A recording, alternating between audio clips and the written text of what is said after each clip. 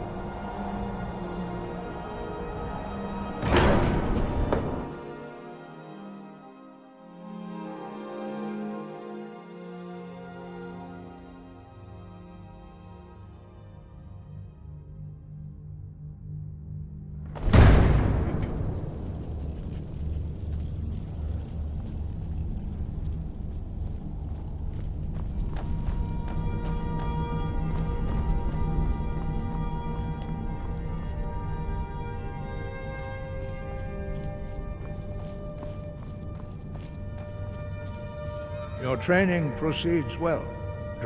Wind guide you.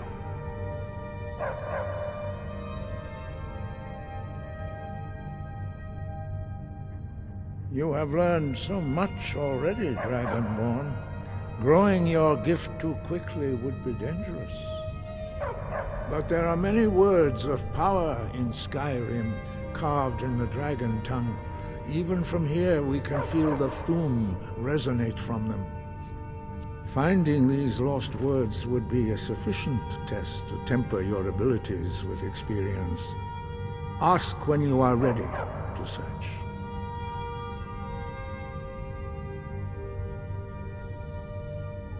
We have felt the whisper of a word. Give me your map and I will show you where its echo can be found.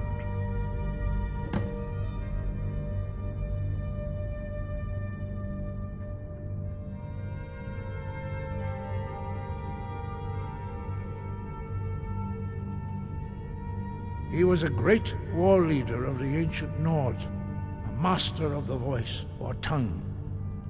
After the disaster at Red Mountain, where the Nord army was annihilated, he spent many years pondering the meaning of that terrible defeat.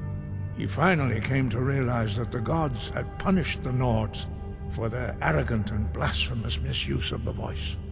He was the first to understand that the voice should be used solely for the glory and worship of the gods, not the glory of men. Jurgen Windcaller's mastery of the voice eventually overcame all opposition, and the way of the voice was born.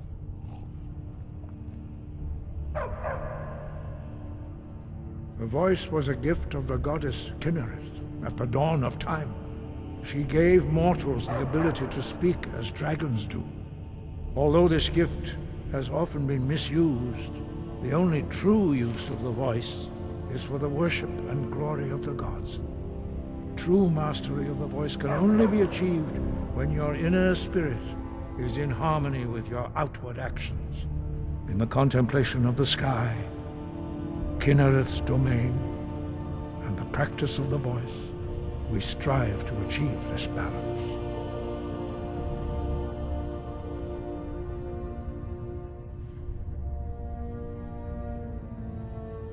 The Dragonborn is an exception to all the rules. The dragon blood itself is a gift of the gods. If we accept one gift, how can we deny the other? As Dragonborn, you have received the ability to shout directly from Akatosh. We therefore seek to guide you on the proper use of your gift, which transcends the restrictions which bind other mortals.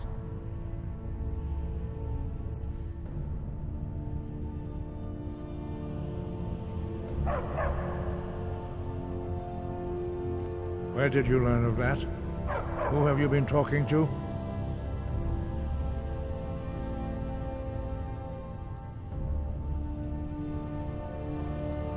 The Blades, of course.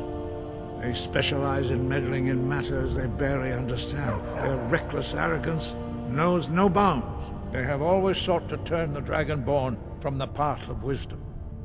Have you learned nothing from us? Would you simply be a tool in the hands of the Blades to be used for their own purposes?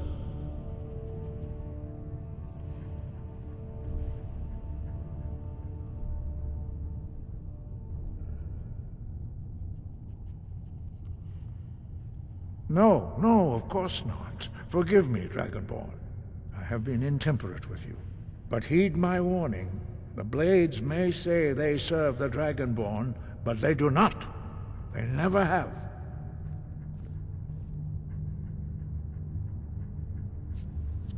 No, I cannot teach it to you, because I do not know it. It is called Dragonrend, but its words of power are unknown to us. We do not regret this loss. Dragonrend holds no place within the way of the voice.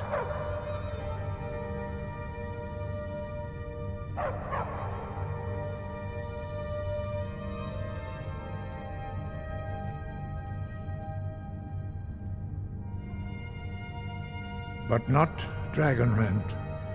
The knowledge of that shout was lost in the time before history began. Perhaps only its creators ever knew it, but I am not the one to speak of it to you. It was created by those who had lived under the unimaginable cruelty of Alduin's dragon cult. Their whole lives were consumed with hatred for dragons, and they poured all their anger and hatred into this shout. When you learn a shout, you take it into your very being. In a sense, you become the shout. In order to learn and use this shout, you will be taking this evil into yourself.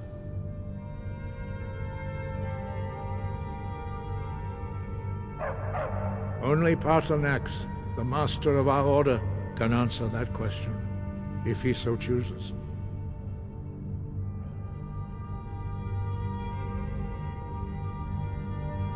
He is our leader. He surpasses us all in his mastery of the way of the voice. He lives in seclusion on the very peak of the mountain. He speaks to us only rarely, and never to outsiders. Being allowed to see him is a great privilege. Only those whose voice is strong can find the path. We will teach you a shout to open the way to Paarthurnax.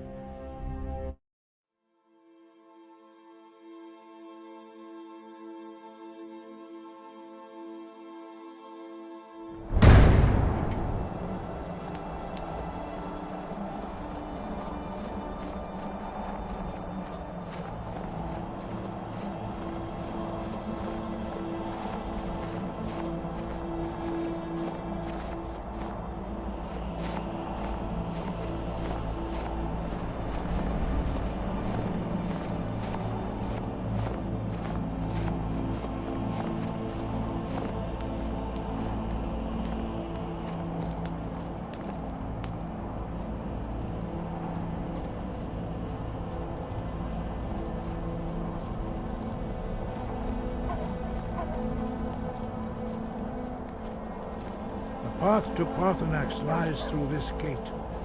I will show you how to open the way.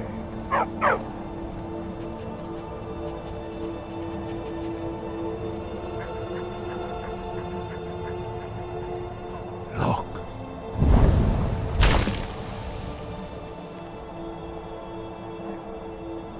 Va. Cool.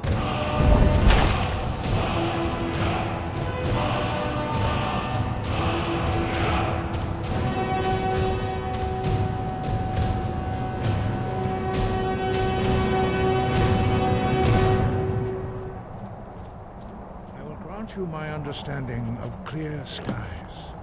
This is your final gift from us, Dragonborn. Use it well.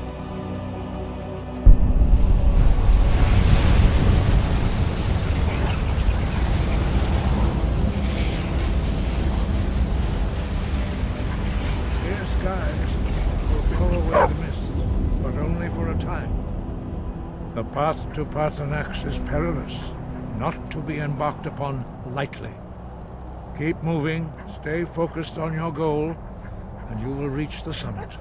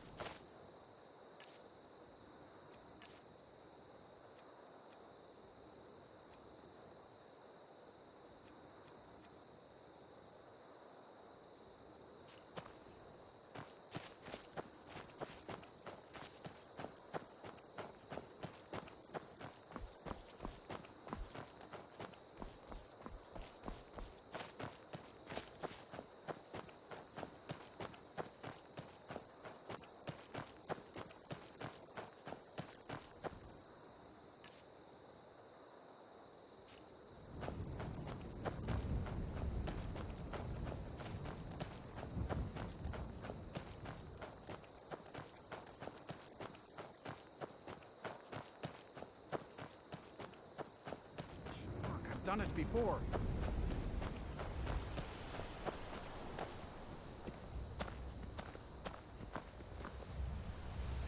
Oh, hello there. I did notice you come up. I was focusing my magicka. Or at least I thought I was. I don't really know what I'm doing.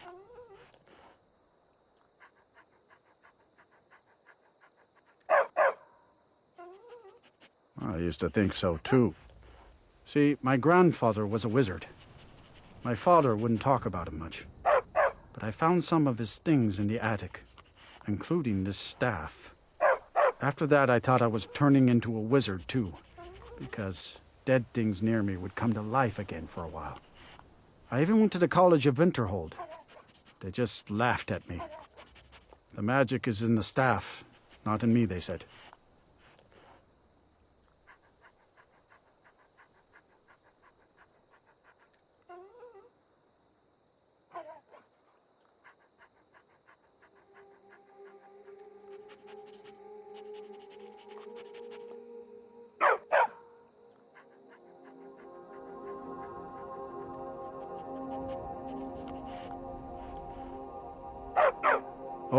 Okay, you've talked me into it. In fact, keep it. I must have used up the magic in the staff or something. It's just a dumb stick of wood now.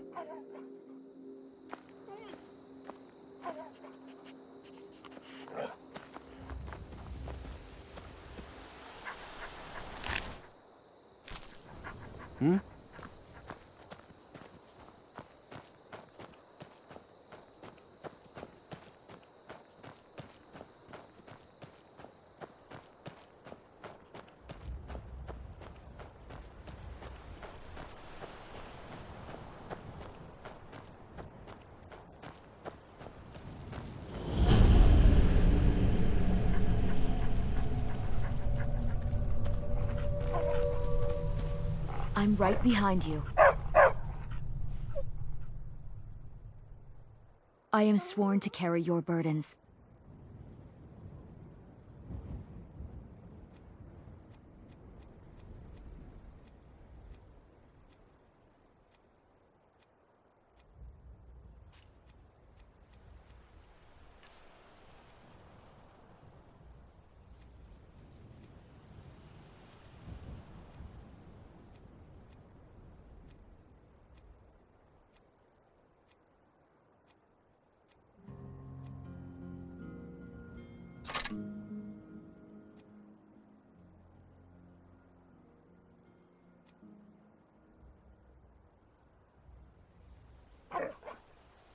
Let's get going then.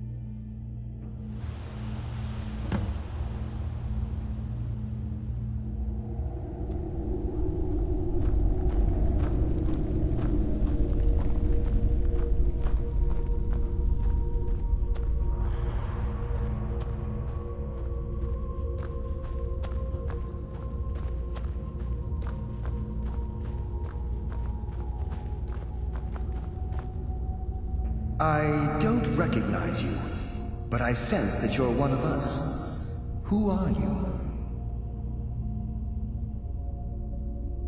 The last of the Nightingale Sentinels, I'm afraid. I've defended the Sepulchre alone for what seems like an eternity.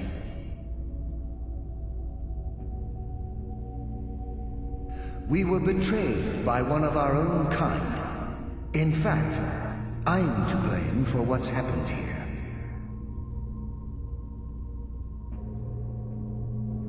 I was blinded. Blinded by dark treachery masquerading as friendship. Perhaps if I had been more vigilant, then Mercer Frey wouldn't have lured me to my fate and stolen the skeleton key. I haven't heard that name in a long time. How do you know of me? The key! You have the skeleton key! I never thought I'd see it again. And Mercer Frey? Then, it's over, and my death wasn't in vain. I owe you a great deal, Nightingale.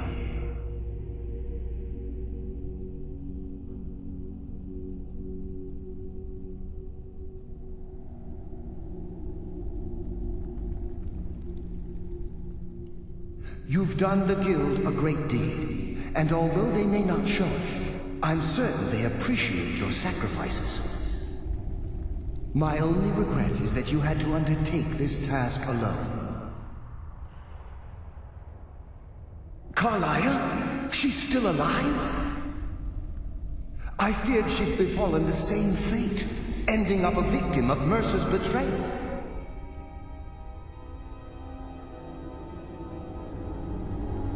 Nothing would bring me more pride than to return the key, but I'm afraid it's impossible. From the moment I arrived here, I felt myself, well, dying. The Sepulchre isn't merely a temple or a vault to house the key. Within these walls is the Ebonmere, a conduit to Nocturnal's realm of Everglow. When Mercer stole the key, that conduit closed, severely limiting our ties to her. I'm afraid so.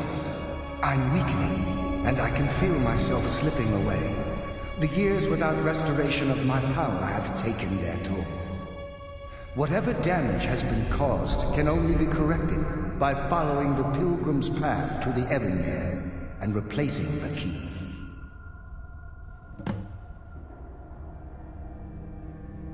The Ebonmere is a conduit through which Nocturnal influences our world. Not through magic or blessings, but purely through luck.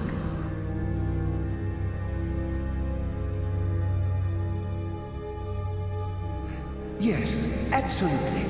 Your skill is your own. Don't let anyone ever tell you otherwise. But Nocturnal, she influences our luck. Nearly imperceptible assistance we get when we ply our trade.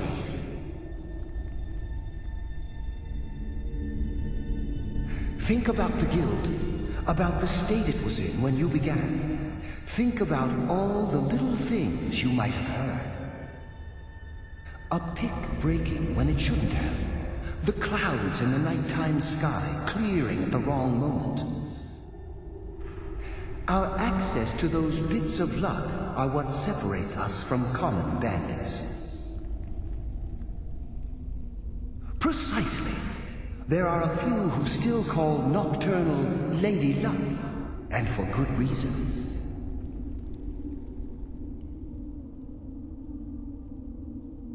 With the Ebonmere closed, and their sudden severance from the realm of Everglow, I fear they've undergone a drastic change. They're shadows of their former selves. They no longer remember their true purpose or their original identities. My spirit didn't manifest itself in the Sepulchre immediately, so fortunately I wasn't present when the Ebonmere was sealed. However, ever since that day, I've felt my power waning, slowly draining away.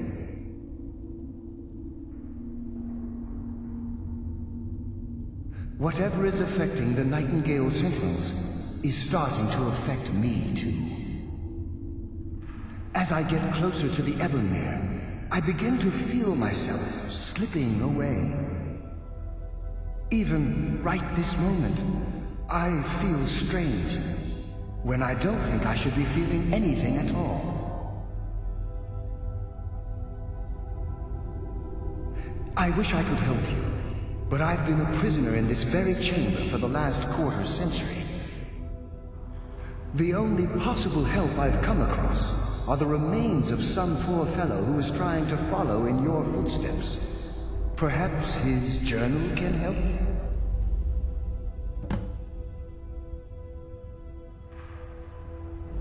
Good luck, Nightingale.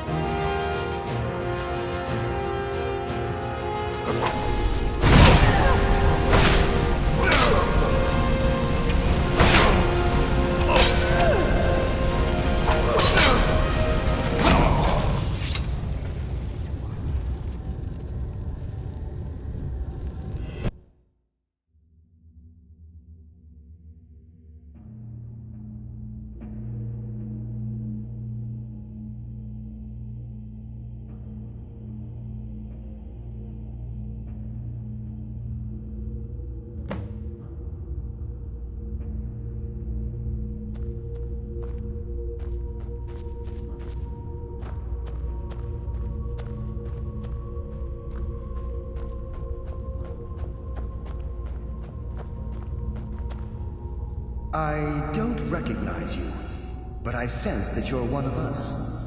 Who are you? The last of the Nightingale Sentinels, I'm afraid. I've defended the Sepulchre alone for what seems like an eternity. We were betrayed by one of our own kind. In fact, I'm to blame for what's happened here.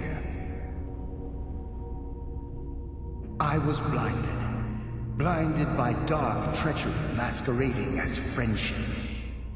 Perhaps if I had been more vigilant, then Mercer Frey wouldn't have lured me to my fate and stolen the skeleton key. I haven't heard that name in a long time. How do you know of me? The key! You have the skeleton key! I never thought I'd see it again. And Mercer Frey? Then it's over, and my death wasn't in vain. I owe you a great deal, Nightingale.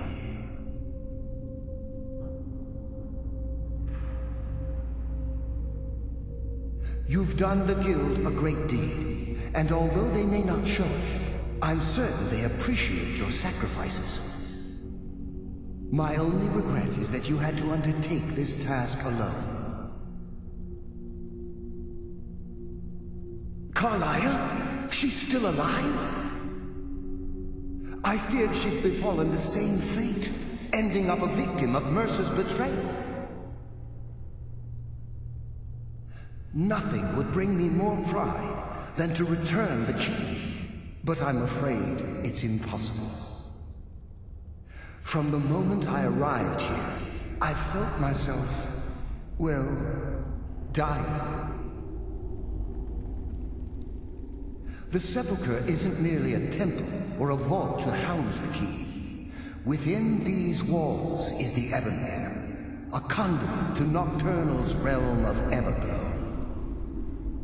When Mercer stole the key, that conduit closed, severely limiting our ties to her. I'm afraid so. I'm weakening, and I can feel myself slipping away. The years without restoration of my power have taken their toll. Whatever damage has been caused can only be corrected by following the Pilgrim's path to the Ebonmere and replacing the key.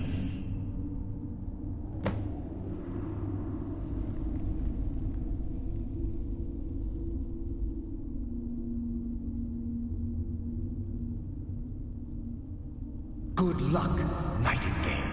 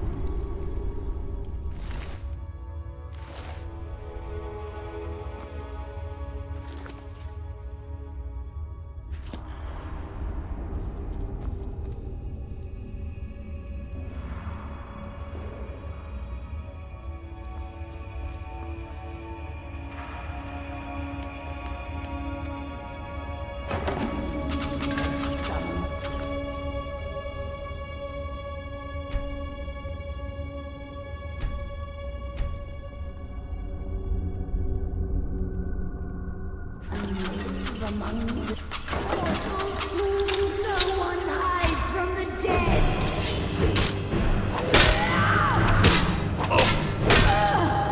Pathetic mortal.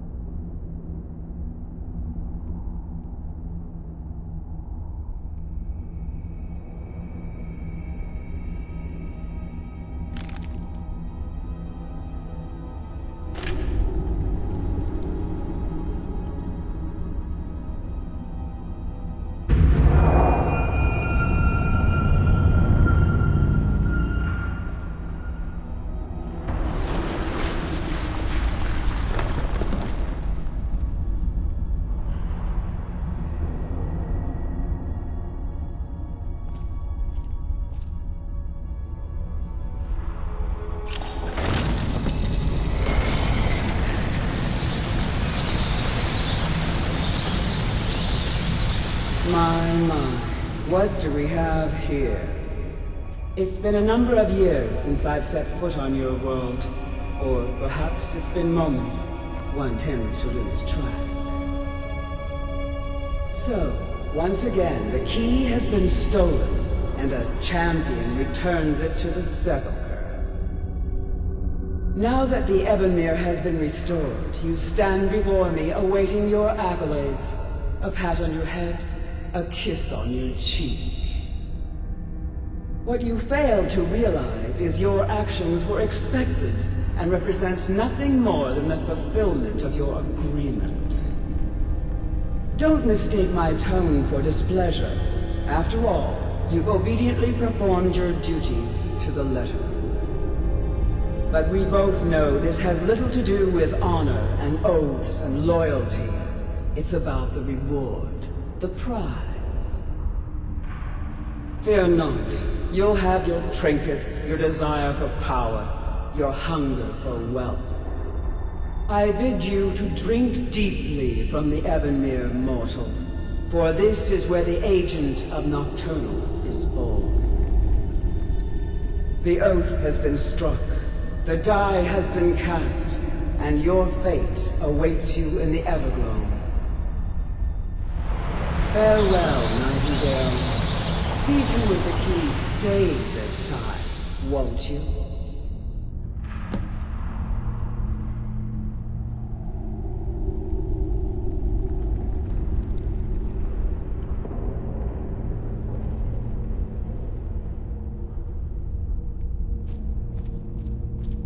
I'm glad you were able to bring the key back safely. Nocturnal seemed quite pleased with your efforts. I wouldn't take that to heart. It's her way. Think of her as a scolding mother continually pushing you harder to be successful, outwardly sounding angry, but silently content. I assure you, had she been displeased with you, we wouldn't be having this conversation. The circles at the base of the Ebonmere imbue you with powers befitting a Nightingale agent. The crescent moon represents the agent of shadow, the half moon for the agent of subterfuge, and the full moon for the agent of strife. This is Nocturnal's way of maintaining balance. If you ever feel the need to change your abilities, you can return to the Sepulchre and step onto a different circle. Be warned that once you've chosen, you can't reselect for at least a day. Now, your life as a Nightingale begins. Should the need arise, you'll be summoned to the Sepulchre in order to defend it. The Guild has welcomed me back with open arms. I feel like a void in my life has finally been filled. I only hope that this isn't an ending to things, but actually the beginning. Why, perhaps the greatest crime spree Skyrim's ever known. There are pockets brimming with coin, and coffers overflowing with riches ripe for the picking. We may be Nightingales, but in our hearts we're still thieves, and we're damn good at what we do.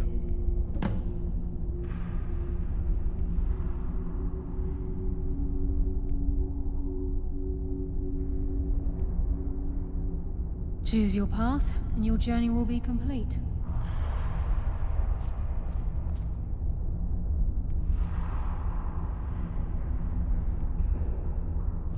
Yes, fellow Nightingale?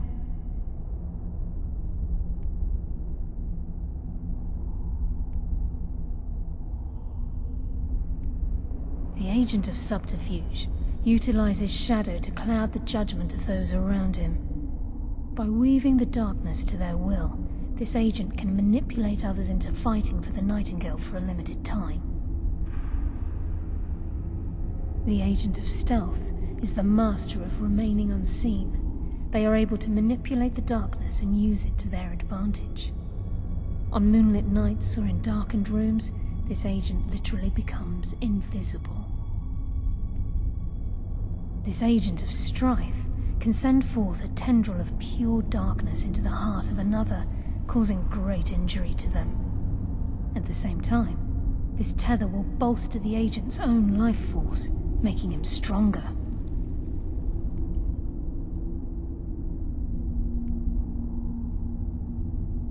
She's the mistress of night and darkness, and the patron of every thief in Tamriel.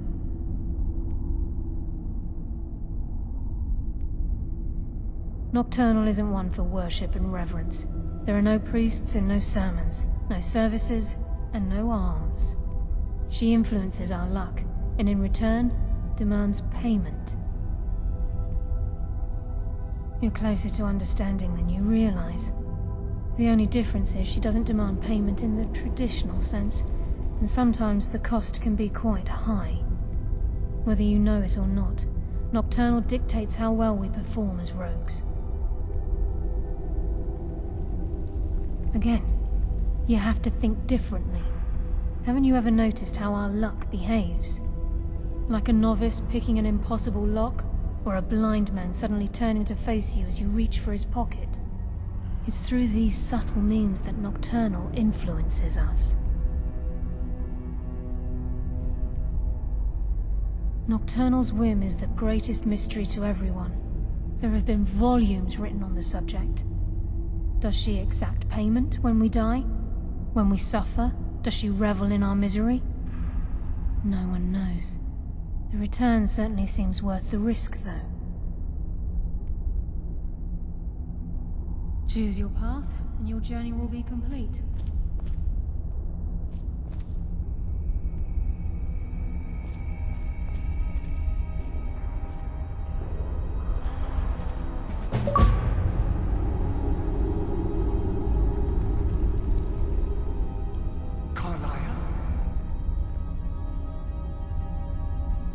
Gallus!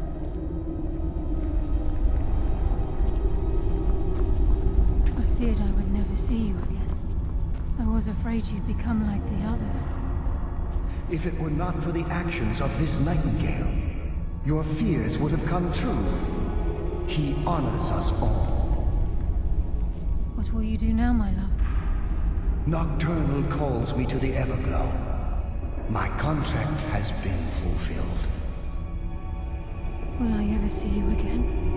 When your debt to Nocturnal has been paid, we'll embrace once again. Farewell, Gallus. Eyes open. Walk with the shadows. Goodbye, Carlyle.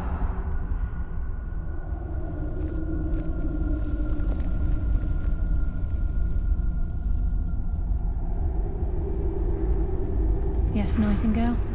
What is it?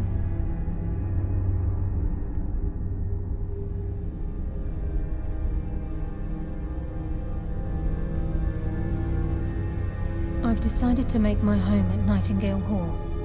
Since it's your home as well, I hope to see you and Brynjolf there. Of course, I may visit some of Skyrim's cities to acquire things from time to time. Can't afford to get rusty now, can we? If this place is in danger ever again, the shadows will call. Should the need arise, a portal connects the Sepulchre and Nightingale Hall. Use it whenever you wish. Gallus's oath has been paid. His actions have satisfied the terms. Now his spirit becomes one with the Everglow, the realm of perpetual twilight and the cradle of shadow. No, not gone. He's become one with the shadows. This is the greatest honor a Nightingale can possibly achieve. In death, he's become a part of that which we used to live. Absolutely. When we say, walk with the shadows, we are asking those Nightingales who have passed on to protect us. It's believed that they are literally what guides our uncanny luck, by placing their hands in ours. That's why the Ebonmere needed to be reopened. Without it, there's no way Nocturnal was able to allow them through.